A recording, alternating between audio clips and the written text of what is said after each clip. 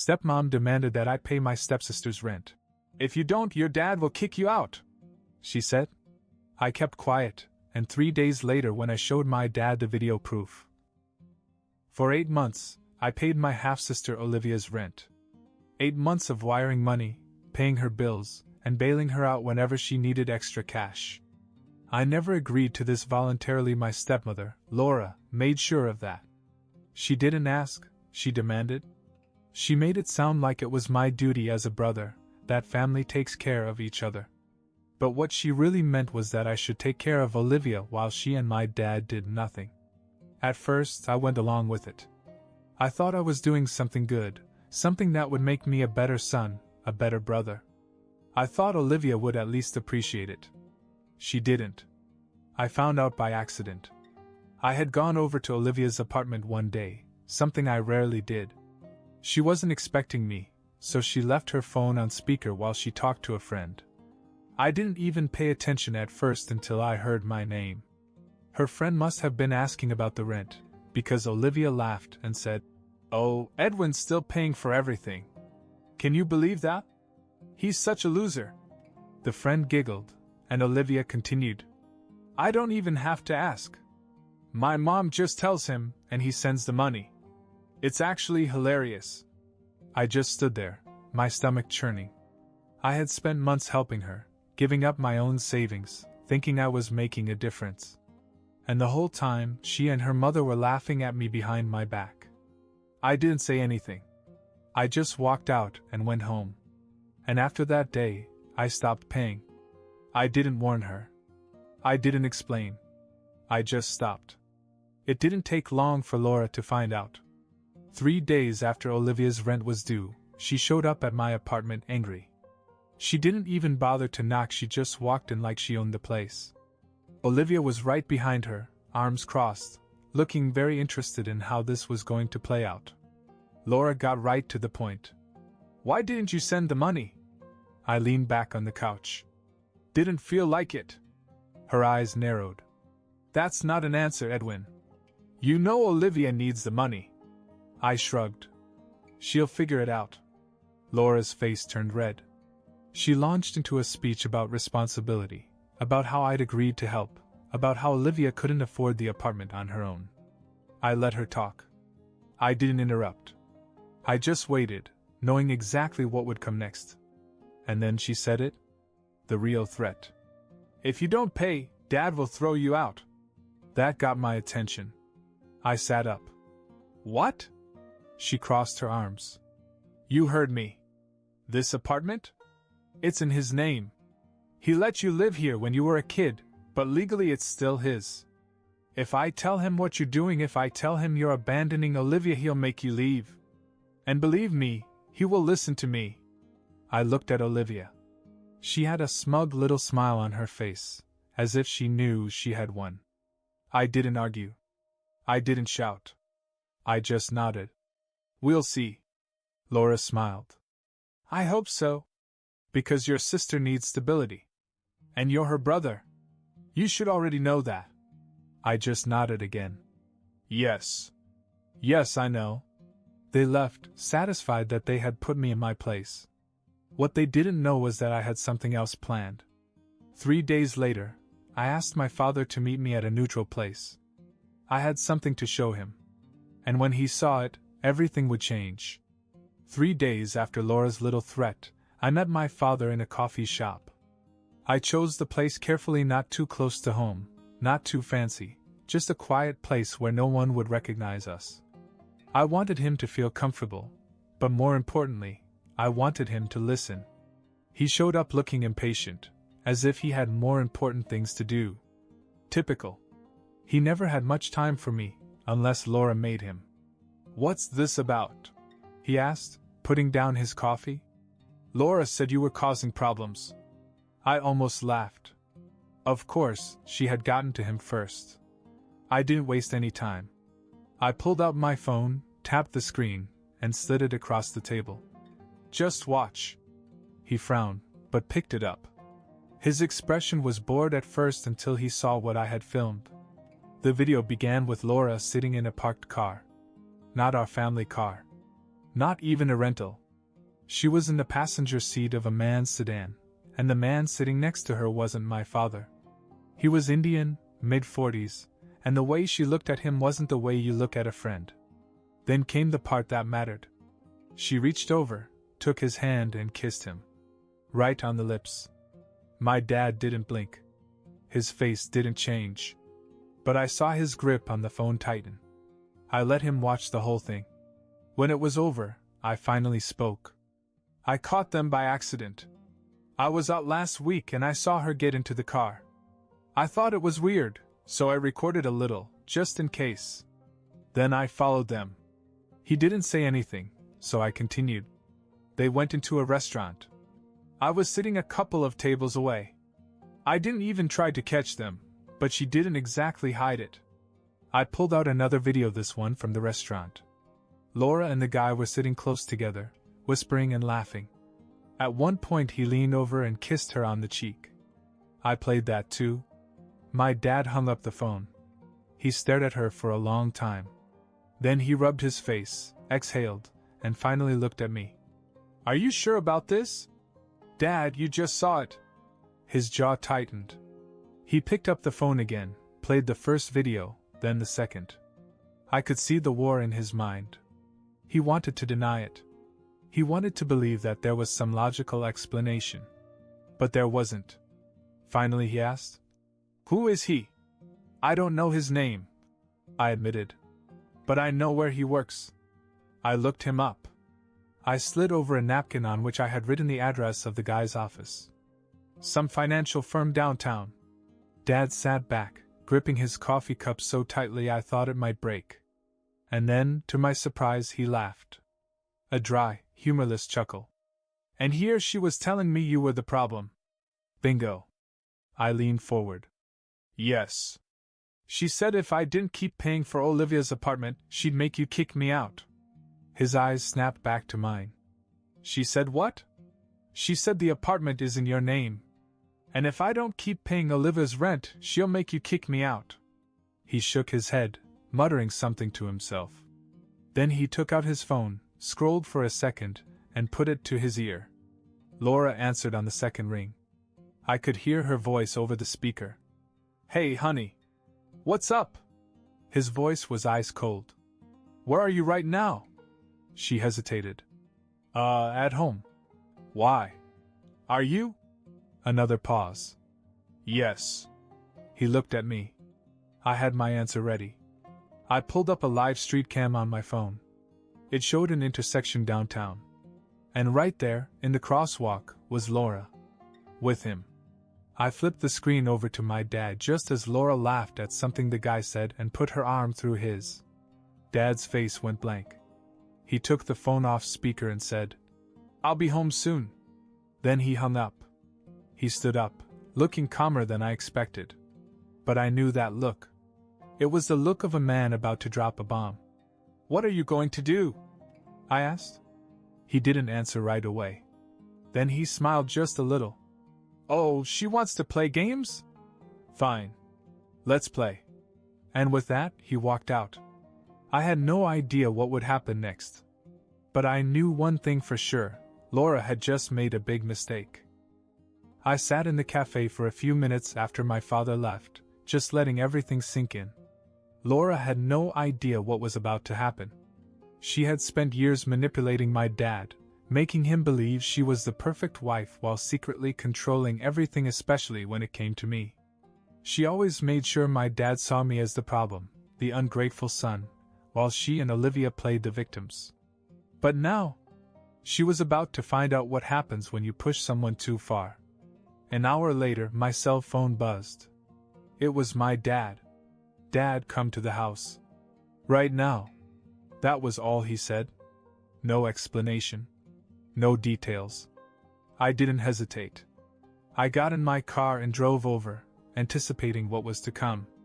The moment I walked in, I felt the tension. Laura was standing in the living room, her face flushed with anger. Olivia was right next to her, arms crossed, glaring at me as if I had just ruined her life. My father stood across from them, too calm, too controlled. And that's how I knew things had already exploded before I got there. Laura immediately turned on me. You filmed me?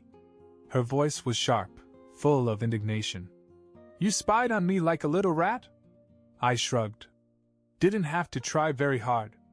You weren't exactly subtle. She scoffed and shook her head. And you actually believe that, Mark? She turned to my father. You believe this nonsense? He probably faked it just to get back at me. Dad just pulled out his phone, tapped the screen, and replayed the video. Laura flinched the moment she saw herself kissing the man's hand. She had no way out. But then, instead of denying it, she did something I didn't expect. She laughed. A slow, humorless chuckle. Then she crossed her arms. Fine. Yes, I've been seeing someone. But you know what, Mark? You're not exactly the perfect husband. Dad's jaw tightened. What's that supposed to mean? You're never home. You bury yourself in work, come home late, and expect me to just sit here and wait for you? Maybe if you had actually paid attention to me, I wouldn't have had to find someone else. I blinked. Was she actually trying to blame him for her cheating? Dad exhaled and shook his head. You could have just walked away, Laura. But instead you used me. And you used him. He gestured at me. Laura rolled her eyes. Oh, please. This is about that stupid rent thing, isn't it? You're mad because I asked Edwin to help his own sister? She's not my sister, I said flatly. Laura's face twisted in anger. Yes, she is. You share a father, don't you? Before I could answer, Dad interrupted. Edwin is not responsible for Olivia and never has been. That was your job. And instead, you tried to manipulate him into paying for her life while you laughed at him behind his back. Olivia finally spoke up. Mom didn't force him to do anything. He agreed. If he was stupid enough to pay, it's his fault. Dad turned to Olivia, his voice cold. You knew about this? Olivia lifted her chin. Of course I knew. And I don't regret it. He was stupid enough to pay for 8 months. That's on him. Laura put a protective hand on Olivia's arm. See? This is why you always treated my daughter differently. You never accepted her as part of the family. Dad sighed and ran a hand through his hair. You really don't get it, do you? He glanced at Olivia, then back at Laura. This isn't about me not accepting her. This is about you being a liar and a cheat. And the fact that you raised her to be just like you. Olivia scoffed. You know what? We don't need you. Mom and I will get our own place. I raised an eyebrow. With what money? That wiped the smirk off Olivia's face. Laura straightened. We'll figure it out. Then she turned back to Dad. But I'm telling you right now, Mark, you're not getting rid of me that easily. Dad exhaled and shook his head. I've already spoken to a lawyer. Laura flinched, and for the first time I saw real fear in her eyes. Dad continued. I've already started the divorce proceedings. And I'm going to make sure that you don't get a single cent from me that you don't deserve. Olivia snapped. You can't do that. Laura recovered quickly, her lips curling into a smile. Oh, Mark. You really think this is going to be easy for you? I'll fight you in court for everything. I've been your wife for 8 years. I have rights. Dad smiled just a little. You can try. But I've documented everything. And thanks to Edwin, I have proof of your affair. That'll make sure you don't get a cent more than you should. Laura's face twisted in anger. You little snake, she hissed at me. I just smiled. Oh, don't worry. You'll hate me even more soon. She grabbed Olivia's hand. Come on, sweetheart. We don't have to stay here and be disrespected. They stormed for the door, but before they left, Laura turned and pointed at my father. You are making a mistake. And believe me, you will regret it. Dad didn't even look up. Goodbye, Laura. And just like that, they were gone. But something told me it wasn't over. Laura wasn't the type to go quietly. And I had a feeling she wasn't done trying to make our lives miserable. For the first time in years, the house was quiet. After Laura and Olivia stormed out, My dad just sat down on the couch, rubbing his temples like he had a migraine. I didn't say anything right away. I just watched him, waiting to see how he would react now that the storm had passed. Finally, he looked up at me. Well, that was a disaster. I sat down across from him. It could have been worse. He chuckled dryly. Oh, it would be worse. Laura isn't the type to walk away without a fight. And he was right. It didn't take long for Laura to strike back. The very next morning, my dad got a call from his office, HR, to be specific. Someone had filed an anonymous complaint against him, accusing him of workplace misconduct. It was complete nonsense, of course. My dad was the most by-the-book person I knew. He barely even talked to his coworkers outside of meetings. But that didn't matter. The company had to investigate, which meant he was suddenly under scrutiny. It didn't take a genius to figure out who was behind it. While my dad was dealing with that, I got a taste of Laura's revenge myself. Around noon, I got a call from an unknown number. Normally, I wouldn't have answered, but for some reason I did. The moment I picked up, a man's voice said, "This is a call regarding your overdue balance of $5,200. This is your final warning before legal action is taken." I frowned. "Excuse me? What balance?" The guy on the other end sounded bored. "According to our records, you co-signed a lease agreement for an apartment, and the payment has been overdue for 30 days. That's when it hit me. Olivia's apartment. I felt my stomach drop. I never co-signed anything. There was a pause. Then the man read out an email address, the same one I used. This was the email provided when the lease was signed. Laura. I knew immediately what had happened. She must have forged my name on the lease, knowing I had been paying the rent anyway. And when I stopped, the unpaid rent became my problem. I clenched my jaw. "Send me a copy of the paperwork." It took an hour, but when I finally got the email, my suspicions were confirmed. My name was on the lease, except the signature wasn't mine. It was close, but I could tell. Laura had committed fraud. I drove straight to their new place, a tiny apartment that was way worse than Olivia's old one. I knocked hard on the door, and after a few seconds Laura opened it, looking way too pleased with herself. She smirked. "Oh, Edwin. What a surprise." I held up my phone. "You forged my name on Olivia's lease?" She didn't even blink. "Prove it." I took a step closer. "I already did. I have a copy of the lease, and I know that's not my signature. If you don't fix this right now, I will take this to the police." Olivia came up behind her mom, arms crossed. "Oh, please. What are you gonna do, Edwin? Run crying to Daddy again?" I turned to her. "You do realize this means you're getting evicted, right?" That wiped the smirk off her face. I turned back to Laura. "You have until tomorrow to fix this. Pay the overdue balance, take my name off, and admit what you did. If you don't, I'm filing a fraud report. And trust me, it won't end well for you." Laura's smile faltered just a little. "You wouldn't." I held up my phone. "Already have everything I need." For the first time, I saw real hesitation in her eyes. She thought she was untouchable. She thought my dad and I would just roll over and take it. She was wrong. I gave her one last look before turning to leave. "Your move, Laura." I didn't know what she would do next, but I knew one thing: this wasn't over yet. Not even close. I barely slept that night. Even though I had given Laura an ultimatum, I knew she wouldn't just back down. People like her don't admit defeat. They fight, claw, and manipulate until they have nothing left. I expected her to try something. I just didn't know what. The answer came the next morning. My dad was in the kitchen making coffee when his phone rang. I could tell from his face that it was something serious.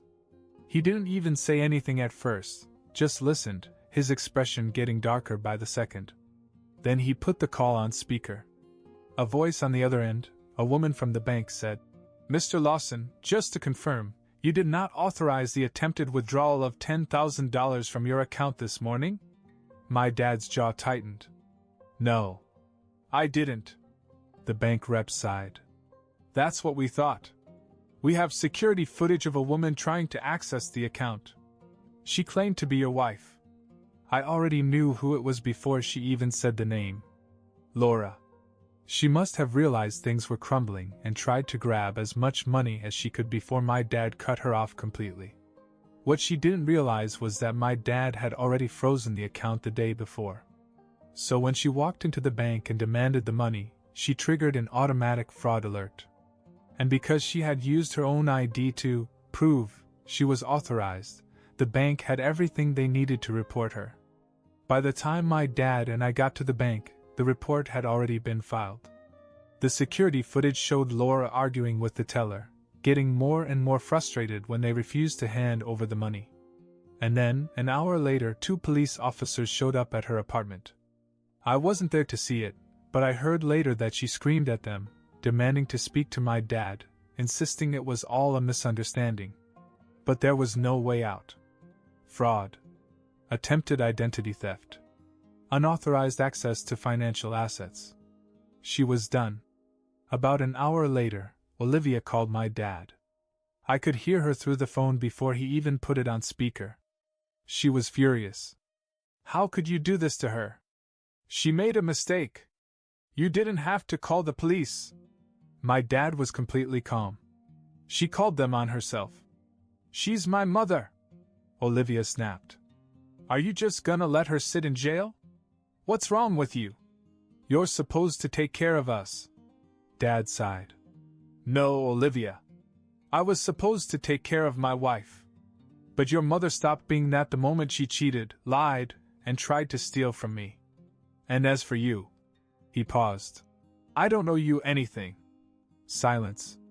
Then Olivia's voice cracked. I don't have anywhere to go. For the first time, there was real fear in her voice. Dad exhaled. Maybe you should have thought about that before laughing at the person who kept you in that apartment for 8 months. Then he hung up. I stared at him. That was brutal. He took a sip of coffee. She'll survive. A few days later, Laura called from jail. She begged my dad to drop the charges. She swore she had just panicked and wasn't thinking straight. Dad listened for about 10 seconds. Then he simply said, "No," and he hung up. That was the last time either of us spoke to her.